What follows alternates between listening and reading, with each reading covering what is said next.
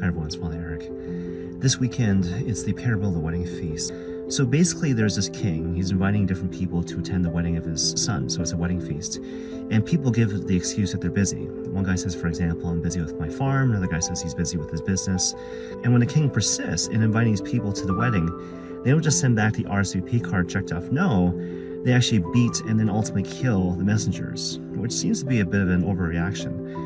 And so it kind of begs the question, like, why are they so enraged? Well, the risk of oversimplifying it, in a certain sense, they're enraged because they're being invited to come away from their busyness, which speaks to the fact that they're not just busy, but in a certain sense, they need to be busy.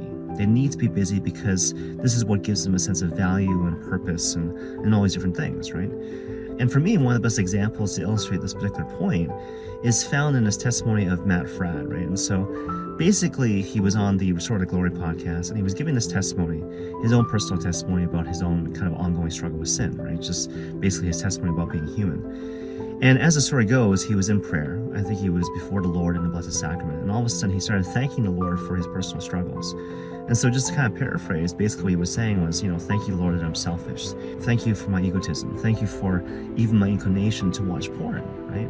And at the time, he thought perhaps he was being heretical, but he knew he was saying something true and authentic. And then that weekend, he went to Mass, and he heard about how St. Paul says that he boasts in his weakness. In response to which Matt Fradd said, well, I'm sure that's basically what I meant, right?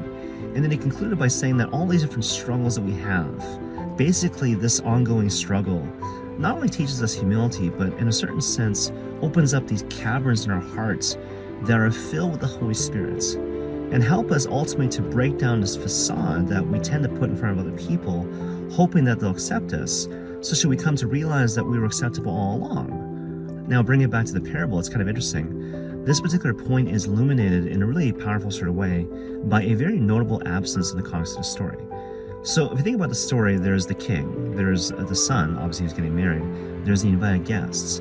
But again, a notable absence is the bride. And the reason why is because the bride is basically the guests themselves. And so they're not being invited to a wedding, they're being invited to their wedding. But more to the point, in the context of the parable, it's pretty clear that an important prerequisite to becoming espoused to God the Father through his only begotten Son, you need to let go of the sense that my value is tied to my efficiency and productivity, whether we're talking about in the material realm or the spiritual realm.